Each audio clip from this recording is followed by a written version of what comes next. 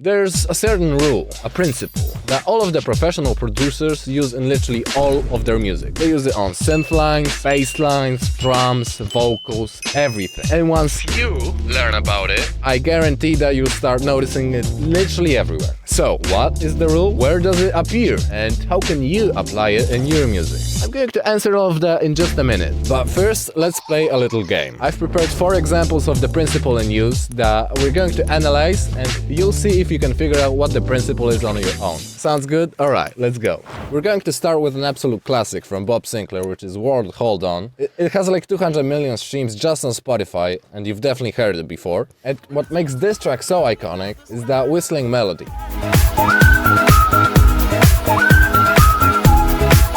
It's so catchy that you just can't get enough of it. And a big part of why that whistling is so catchy is because of the principle that we're going to be discussing today. So notice how that whistling feels. Is it just one melody, or is it kind of made of 2 smaller parts? And let's keep going. The next example is the track Slow It Down from Skin on Skin, and in this case the principle can be most easily heard on the synth line here. So notice how the synth line feels. It's one melody, but it kind of has 2 parts to it.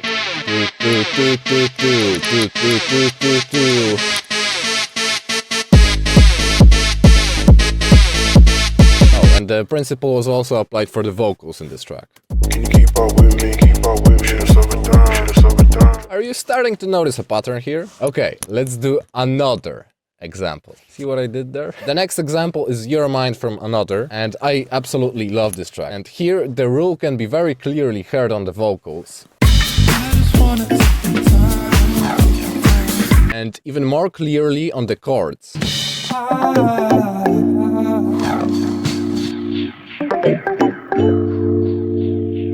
And actually the vocals combined with the chords create one big phrase, which is applying the principle on a bit of a bigger scale. Tell me, am I on your mind, on your mind?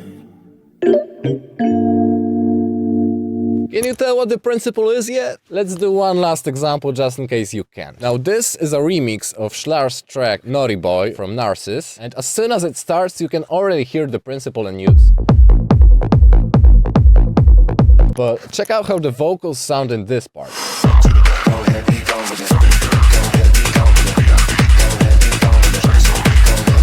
They're literally talking to each other, aren't they? So I hope that by now you've already figured out what all of these tracks have in common. And if you haven't, they all use the principle of question and answer. Or call and response, as some people call it. Can you notice how what I'm saying right now feels rhythmically?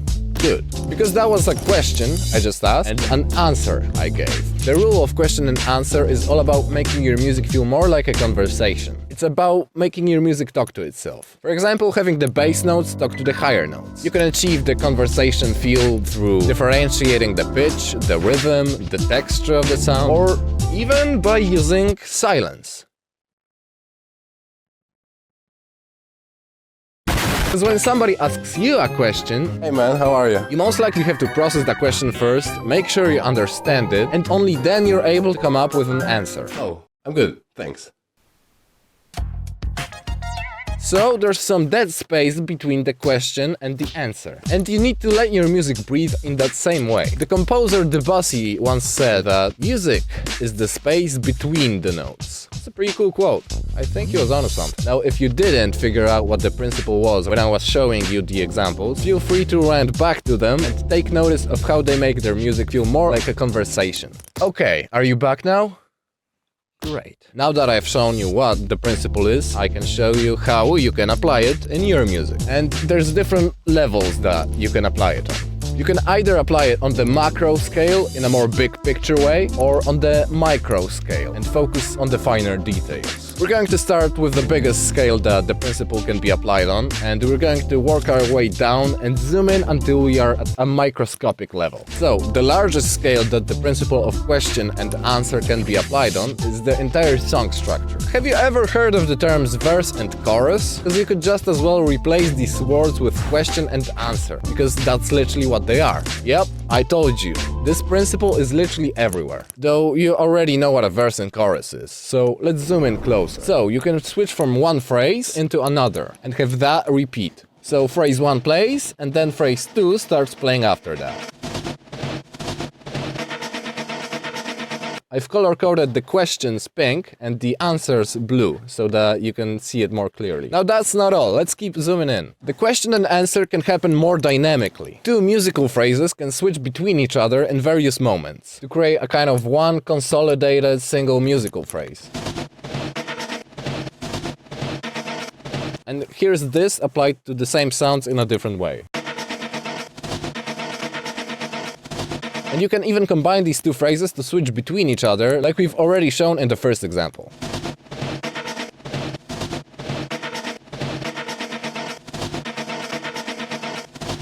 So there's the principle of question and answer being applied on two layers at once. But wait, what if I told you it goes even deeper than that? There's a third layer hidden within here. The question and answer can happen within the phrases themselves. I mean, look right here. This is the question, and this is the answer.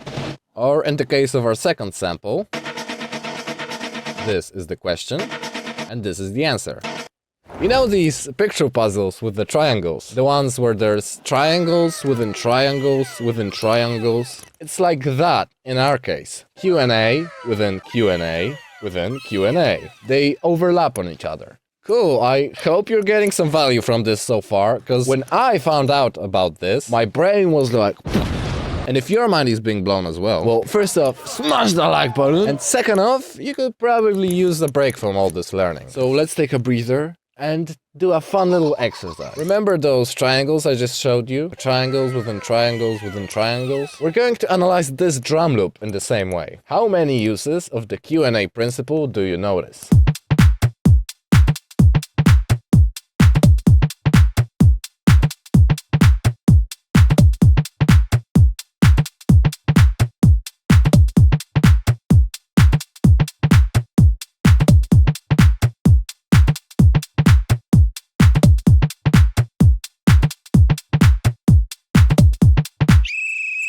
And here's how many I could count. Starting with just the kick and the hat, there's already one instance of the Q&A principle that we can notice. The question is the kick on the downbeat, and the answer is the hat on the upbeat. It's applying the principle on a very small scale, and it happens very quickly. Have you ever thought about such a simple kick and hat pattern in this way? Okay, next, there's some small accents every fourth hat happening.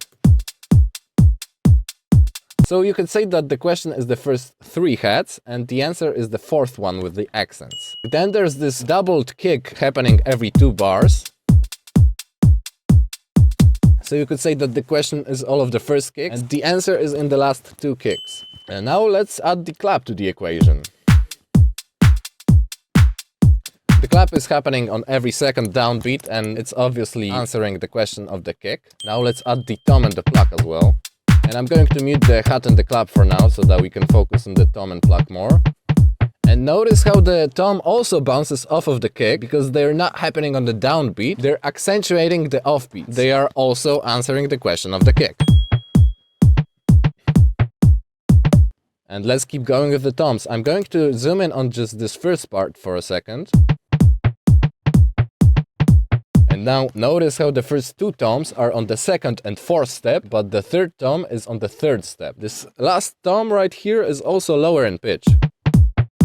So this tom is answering these ones. Now let's zoom back out and notice how this last tom happens after a bit of silence. Remember how we talked about using dead space intentionally? So this tom is answering the question of these 3 toms. And speaking of silence, this pluck at the end of this loop is answering the question of the first part of the loop that doesn't have the pluck.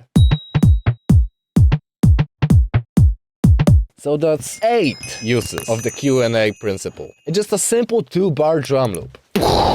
Crazy, right? Now, did you spot them all? Did I miss any? Let me know in the comments. Alright, I hope you're feeling refreshed after this exercise, because now we're going to explore some ways that we can apply this principle in practice. I'm going to make this boring pattern more interesting using the principles of question and answer. First off, we can use silence, as we mentioned already. So let's delete that one. And we already have some question and answer going on, but we can also differentiate the pitch.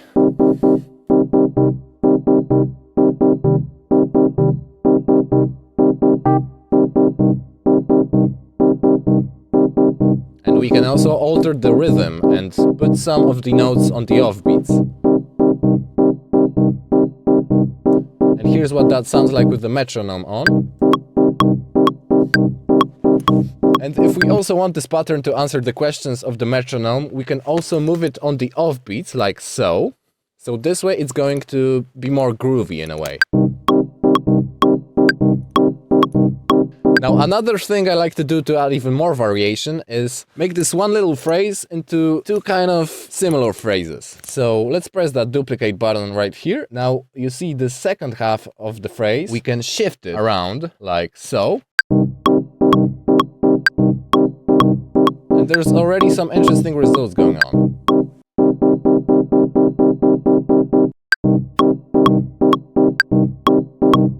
I really hope this was valuable to you. Subscribe if you want to see more videos like this one, and in the meantime, watch this one next. I will see you there.